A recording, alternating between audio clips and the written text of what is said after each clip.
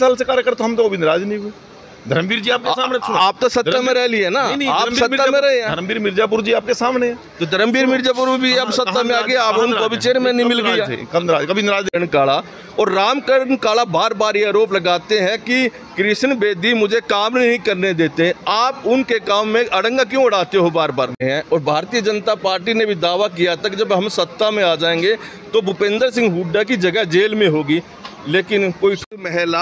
आप देख रहे हैं दा मुद्दा। आज मेरे साथ पूर्व मंत्री कृष्ण बेदी जी हैं और मुख्यमंत्री मनोहर लाल के राजनीतिक सचिव हैं। जी बेदी जी, आपका दा मुद्दा पर स्वागत है। जी, मेरी ओर से आपको, आपके सभी दर्शकों को और हरियाणा प्रांत के ही नहीं पूरे देश के लोग आपसे जुड़े हुए हैं, सभी को नमस्कार। और आज गुरु पूर्णिमा के पावन अवसर पर मैं आपके माध्यम से बहुत से लोगों को आज के इस पावन दिन की मैं शुभकामनाएं देना चाहता हूँ। बेदी जी, केंद्र सरकार के 9 साल पूरे हो चुके हैं और 9 साल के बाद अगले साल चुनाव में जाना है भारतीय जनता पार्टी ने, तो क्या क्या ऐसे काम करवाए हैं भारतीय जनता पार्टी ने जो 1-2 मेन हो, जिसके आधार पर आप जनता के बीच में जाएंगे?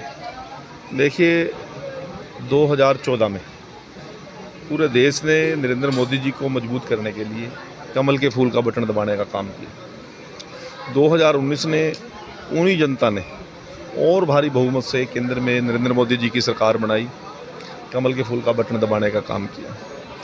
वो कमल के फूल का बटन दबाने का सबसे बड़ा जो काम हुआ, जो बांग्लादेश जैसे पिद्दी देश और जम्मू कश्मीर में 10 साल के 12 साल के बच्चे मेरे देश के सैनिक को अपमानित किया करते थे, पत्थरबाजी किया करते थे, उनके पास बंदूक भी थी, हथियार भी था, परंतु उनको चलाने का अधिकार नहीं था। उस अपमान को पूरा देश बर्दाश्त करता था कांग्रेस की गलत नीतियों के कारण। आज पूरे देश का सैनिक सम्मान के साथ आज विश्व की सबसे बड़ी सेना के रूप में आज देश की सेना को मजबूती मिली है। पाकिस्तान की सीमा पार करके आतंकवादी जम्मू कश्मीर में घुसने की तो हिम्मत कर सकता है, परंतु जम्मू का बॉर्डर पार करके पंजाब में एंट्री नहीं कर सकता। आज देश की सीमाएं मजबूती से सुरक्षित करने का मेरे देश के प्रधानमंत्री ने काम किया है, इससे बड़ा कोई देश के लिए काम हो नहीं सकता। आज पूरे देश के अंदर घर में घर घर जाके नल से जल पहुंचाने की बात, उज्ज्वला के तहत प्रत्येक बहन को ये विश्वास दे दिया कि आपको गिल्ले ईंधन में चूल्हा फूंकने की जरूरत नहीं है। मेरे देश के प्रधानमंत्री ने विश्वास दे दिया कि पोलियो ड्रॉप्स भी हम विदेशों से मंगा के बच्चों का जो हम हर महीने 2 बूंदे पिलाने का काम किया करते थे। आज भारत इतना सक्षम हो गया है कि 108 देशों को हमने गिनती के दिनों में कोविड की वैक्सीन फ्री में पहुंचाकर उन लोगों का जीवन बचाने का काम। आज विश्व की 5वीं आर्थिक महाशक्ति का रूप भारत ले चुका है। जिस रसिया के नाम पर, जिस जर्मनी के नाम पर, जिस जापान के नाम पर, जिस अमेरिका के नाम पर, जिस यूके के नाम पर हमारे हौसले जवाब दे जाते थे, आज वहाँ का नेतृत्व, वहाँ की लीडरशिप, वहाँ की जनता मेरे देश के नेता के ऊपर फ़ख्र करती है, घमंड करती है। और रसिया तो ये कहता है कि मेक इन इंडिया का नारा की वजह जो मजबूती भारत को मिली है, मैं भी इस बात को रसिया में लेकर अपनाने का काम करूँगा। हम विदेशों की नकल मारा करते थे, आज विदेश हमारी नकल मारने का काम करते हैं। ये 9 साल के अंदर हमने सबसे बड़ा कमाल किया है। और यदि बात की जाए एक एक विषय पे जाएं तो बहुत लंबी सूची बन जाएगी, शायद कई दिन लग जाएं। विनोद जी, मैं आपको एक माध्यम से एक बात कहना चाहता हूँ। मेरे देश के प्रधानमंत्री ने बेदाग चेहरा, भ्रष्टाचार मुक्त चेहरा पेश किया। आज तक देश के प्रधानमंत्रियों पर दाग लगते थे, आज प्रदेश के मुख्यमंत्री का चेहरा बेदाग है। आज तक कोई भी मुख्यमंत्री भ्रष्टाचार से मुक्त नहीं हो सका, परंतु मैं चैलेंज के साथ कहता हूँ, मेरे देश का प्रधानमंत्री ईमानदार, मेरे प्रदेश का मुख्यमंत्री ईमानदार, लोगों के दिलों के अंदर आने वाले चुनाव में भय भ्रष्टाचार मुक्त शासन की जो एक छवि मेरे देश के प्रधानमंत्री और मुख्यमंत्री ने बनाई है, मेरे प्रदेश और देश के नेतृत्व ने जो बनाई है, वो बेदाग और बेजोड़ छवि है। उसका हम आने वाले चुनाव के अंदर उस चेहरों को लेकर जाएंगे। 2024 की बात करें तो कांग्रेस पार्टी और या दूसरे भारतीय जनता पार्टी विरोधी जितने भी दल हैं वो इकट्ठे हो गए और उनका दावा है कि भारतीय जनता पार्टी को हम 2024 में 100 सीट से ज़्यादा जीतने नहीं देंगे। गिद्दड़, सियार, मृग, बकरी, चीता, भालू यदि एक घाट पर खड़े होकर पानी पी रहे हैं तो आप स्वभाव से अंदाज लगा सकते हैं कि दूसरे किनारे पर अवश्य ही शेर होगा। आज ये विपक्षी दल, जिनका कोई जनाधार नहीं है, केवल कुछ कुछ जिलों के लोग हैं, कुछ जिलों में सिमटे हुए लोग, वो लोग आज मोदी जी को चैलेंज करते हैं। जिसका नेतृत्व पूरा दुनिया स्वीकार करती हो, और ये लोग बौखलाहट में, फड़फड़ाहट में, झुंझलाहट में इस प्रकार की योजनाएं बना रहे हैं। और आपको पता होगा कल उनकी इस योजना का पंचर महाराष्ट्र में तो हो ही गया है। मेरे ख्याल में मुझे नहीं लगता अगली मीटिंग भी ये कर पाएंगे या नहीं कर पाएंगे। जिस बात को मोदी जी ने भोपाल में कहा था कि 20 लाख हज़ार करोड़ का घोटाला है ये जो गारंटी दे रहे हैं, और आज उसी बात को किसने किया है? शरद पवार ने कहा कि मेरा भतीजा और छगन भुजबल सिर्फ इसलिए भाग गए, उनको ईडी का डर था, उनको चोरी ना पकड़े जाए इसलिए डर था। तो आज उस बात को स्वयं मान गए कि हम घोटालेबाज हैं, इकट्ठे हुए हैं, मोदी के भय से इकट्ठे हुए हैं, और ये बहुत ज़्यादा लंबा चलने वाला नहीं है। परंतु मैं एक विश्वास देना चाहता हूँ, आज जिस प्रकार से संगठन के तौर पर भारतीय जनता पार्टी मजबूत है, हमारा नेतृत्व मजबूत है, नीचे से लेकर ऊपर तक हमने जो काम किए हैं वो सारी की सारी एक लंबी फेहरिस्त है, और उस फेहरिस्त के अंदर हम अगले चुनाव में जाएंगे, और किसी पक्ष का कहीं है ही नहीं कुछ भी। अगर हम बात करें 2014 के चुनाव की और 2019 की, तो उस समय भारतीय जनता पार्टी ने कहीं भी राहुल गांधी का नाम नहीं लिया। लेकिन इस दफ़ा क्या हो रहा है कि भारतीय जनता पार्टी राहुल गांधी का नाम ले रही है। अमित शाह जो केंद्रीय गृह मंत्री है, उन्होंने भी राजस्थान में कहा कि कहीं राहुल गांधी प्राइम मिनिस्टर बन गए तो क्या होगा।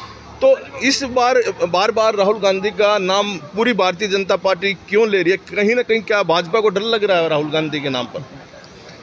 विनोद जी, किससे डरने की बात कर रहे हैं? भारतीय जनता पार्टी वो संगठन है, वो सोच है जब पंच से लेकर राष्ट्रपति तक कांग्रेस का बना करता था। इंदिरा के नाम पर दुनिया थर थर कांपती थी। अटल अडवाणी की जोड़ी ने तब भी उनको चैलेंज किया था। आज तो उतना कोई सौदा ही नहीं है। कहाँ राहुल, कहाँ मोदी जी? मैं आपको कहना चाहता हूँ कि जिस लोगों पर ये दाव खेलना चाहते हैं, कहीं कोई कहानी नहीं है। वो तो एक ना ड्रामेबाज आदमी है, पता नहीं कौन सी फीम खाता है। देश के मनोरंजन के लिए रखा हुआ कांग्रेस ने एक आदमी, और कोई नेतृत्व वाली कौन सी बात है। आज कांग्रेस के लोग बलियां छाड़े मार रहे हैं। उनको एक बात नहीं समझ में आ रही। क्या बात? मेरा बेटा यदि 12 साल का या 10 साल का पाँव ना चलता हो, उसकी टांगें कमज़ोर हों और लाचार हो, और बाई चांस वो 2 कदम गुड्डियों भी रड़क लेना, तो मेरे को कितनी अपार खुशी होगी। तो जिस कांग्रेस को, मृतप्राय कांग्रेस को एक यात्रा करके ये कहते हैं अभी देश को बस बुलंदियां छू लीजिए राहुल जी ने, कुछ नहीं है। वो तो वो बच्चा है, मंदबुद्धि बच्चा है, जो 2 कदम सरका है सिर्फ, और उसी में कांग्रेस की खुशियाँ मना रहे हैं। इसके अलावा कुछ नहीं है।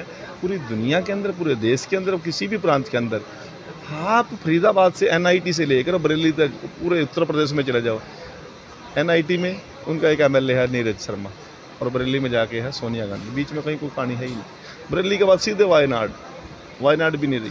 पूरे देश में कहीं है ही नहीं है। आज एक सीट के लिए तड़फ रही है गुजरात जैसे स्टेट के अंदर। एक सीट नहीं आती, कोई लेने के लिए तैयार नहीं, कोई सुनने के लिए तैयार नहीं।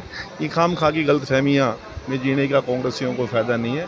जब चुनाव आएगा तो देश विरोधी ताकतों को इस देश के लोग नकारने का काम करेंगे। बात हरियाणा की कर ली जाए तो हरियाणा में भी देखा जा रहा है कि जो भाजपा सरकार है, काफ़ी लोग नाराज़ हैं, और आम जनता की तो बात छोड़िए, आपकी पार्टी के कार्यकर्ता भी काफ़ी नाराज़ दिखाई देते हैं।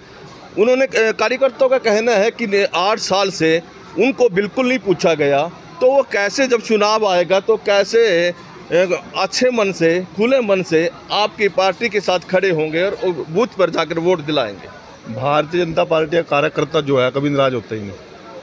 वो कौन लोग हैं मुझे नहीं पता, आपके पास सूची होगी तो हम देख लेंगे। मेरे कार्यकर्ता के नाते मैं 40 साल से कार्यकर्ता, हम तो कभी नाराज नहीं हुए।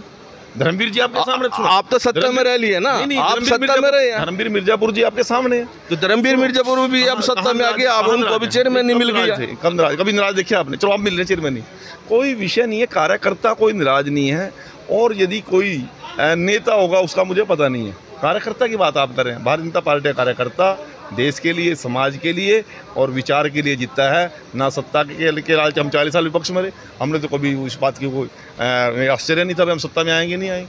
कभी हमने पावर की कभी सोची नहीं, तो लोगों ने दी है पावर, लोगों के लिए है।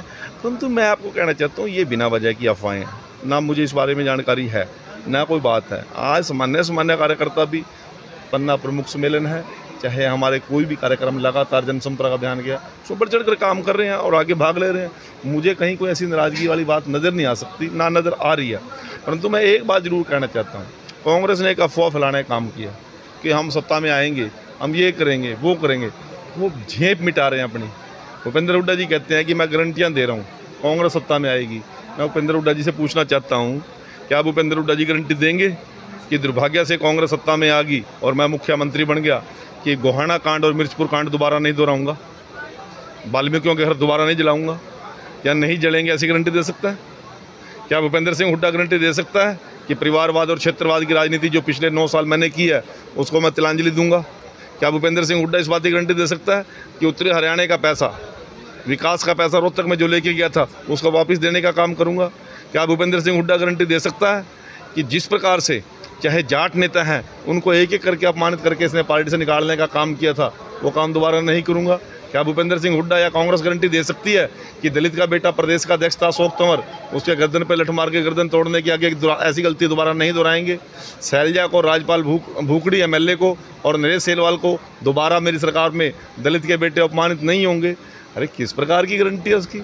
उसकी गारंटी केवल अपने बेटे के लिए है, किसी हरियाणा प्रदेश की जनता के लिए नहीं है। उसने तो उत्तरी हरियाणा के साथ किस प्रकार से नौकरियों में भेदभाव किया, किस प्रकार से रोजगार में भेदभाव किया, किस प्रकार से विकास में भेदभाव किया।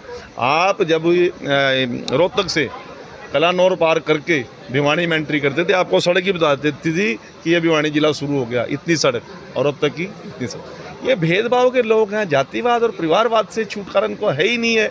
इनके जो करोड़ों करोड़ों लोगों की ज़मीन उनसे खरीद के बेनामी रॉबर्ट वाड्रा को दे दी, सिर्फ अपनी सत्ता चलाने के लिए। क्या गारंटी है कि भूपेंद्र हुड्डा अगली बार वो भूमाफिया के हाथों हरियाणा के बड़े बड़े किसानों की ज़मीन को लूटने काम नहीं करेगा? क्या गारंटी दे सकता है कि मनोहर लाल की तर्ज पर बिना 1 इंच भी एक्वायर करे मैं विकास कार्यों को आगे बढ़ाने का काम करूँगा?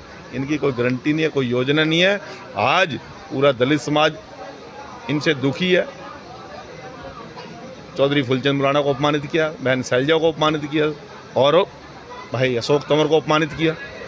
इसी प्रकार से वाल्मीकियों के घर जलाए, इसी प्रकार से धानक समाज को अपमानित किया, इसी प्रकार से चौधरी वीरेंद्र सिंह, रणदीप सिंह सुरजेवाला, किरण चौधरी, इसने जाट भी नहीं छोड़े, इसने बैकवर्ड भी नहीं छोड़े। ये है किसका? ये केवल अपने परिवार से अलावा सोच नहीं सकता। इसलिए कांग्रेस का कहीं कोई जुगाड़ नहीं है। और आपको भी मैं एक बात कहना चाहता हूं, भूपेंद्र सिंह हुड्डा तो आरोप लगाती है सरकार पर, बड़ी भ्रष्टाचार सरकार है ये।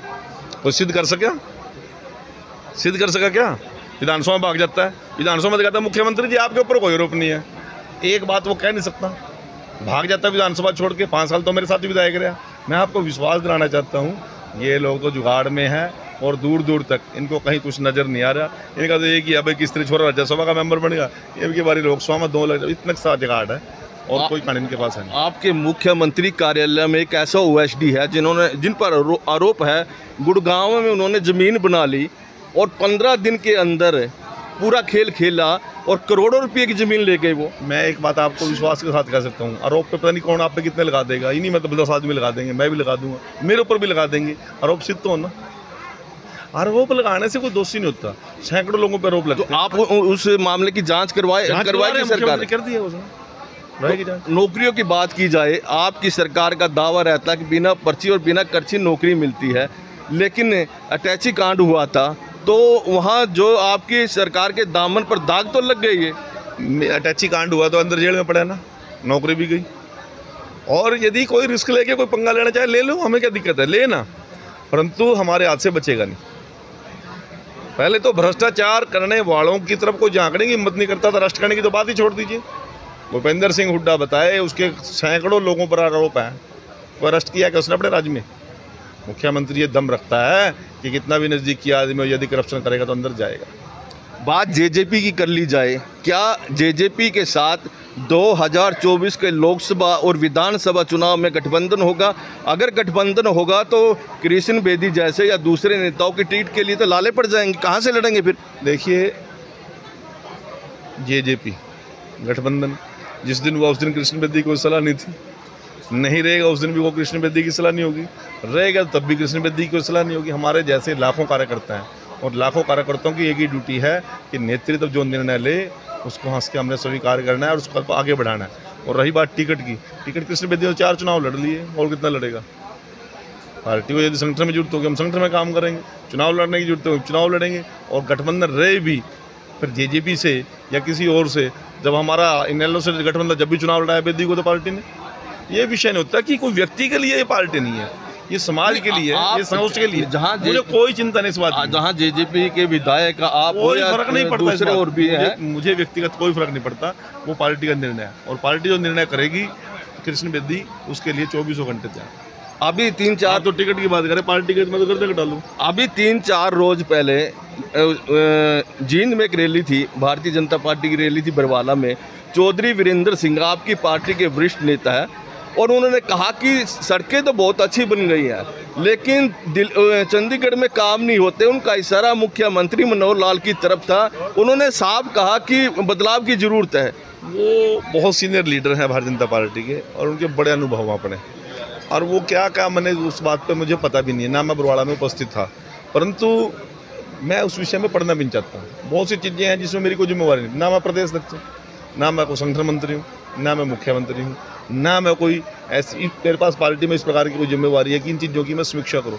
प्रभारी जी करेंगे, प्रदेश अध्यक्ष जी करेंगे, संगठन मंत्री जी करेंगे, मुख्यमंत्री जी करेंगे। शाहबाद की बात कर ली जाए, वहाँ से जेजेपी के विधायक रामकरण काला, और रामकरण काला बार बार ये आरोप लगाते हैं कि कृष्ण बेदी मुझे काम नहीं करने देते। आप उनके काम में अड़ंगा क्यों उड़ाते हो बार बार? मैं ये कहता हूँ कि आरोप लगाने से कोई आरोप लग जाते हैं क्या? कुछ बताएं तो प्रूफ देना। आप पूछ लो ना, बताओ कहाँ कहाँ उनकी ट्रक में ईंटों की ट्रक उठी बिछी हुई थी, वो उठ गई।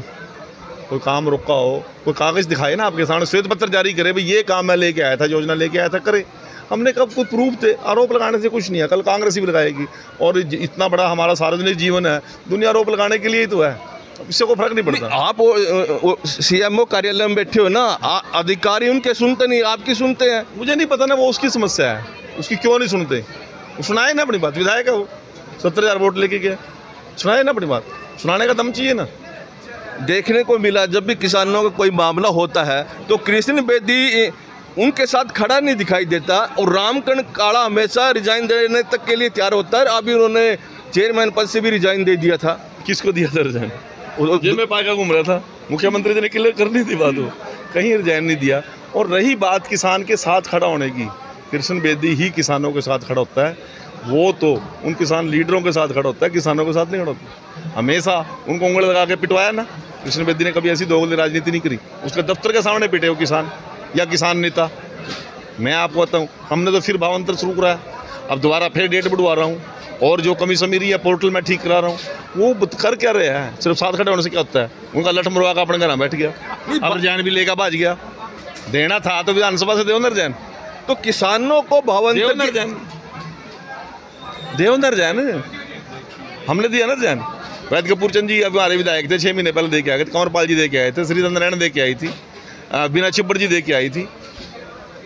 रिजाइन दो ना, किसने रोक रखा है? पर नकली नहीं चलेगा। लोगों को पर्दाफाश हो चुका है, किसानों के हित में कौन है, जनता के हित में कौन है। हमने हमेशा स्पष्ट राजनीति करी है, एक तरफा राजनीति करी। वो ना अपनी पार्टी का है, ना अपने नेता का है, ना वो सरकार का है, ना वो जनता का है। वो जनता का भी नहीं है, अपने नेता का भी नहीं, दुष्यंत का भी नहीं है, वो गठबंधन की सरकार के साथ भी नहीं है, वो किसी के साथ नहीं है। भूपेंद्र सिंह हुड्डा के खिलाफ कई मामले चल रहे हैं और भारतीय जनता पार्टी ने भी दावा किया था कि जब हम सत्ता में आ जाएंगे तो भूपेंद्र सिंह हुड्डा की जगह जेल में होगी, लेकिन कोई ठोस कार्रवाई तो नहीं हो रही। सभी में जांच चल रही है, FIR तक हुई है और बहुत सी चीज़ें ऐसी हैं जो टीवी और मीडिया में नहीं कहने की होती हैं, कुछ चीज़ें सरकार के अंदर भी चलती रहती हैं। जो महाराष्ट्र में खेल हुआ तो हरियाणा में तो ऐसा कोई खेल होने की संभावना तो नहीं है, वो अमित शाह जी जाने। ये थे हमारे साथ।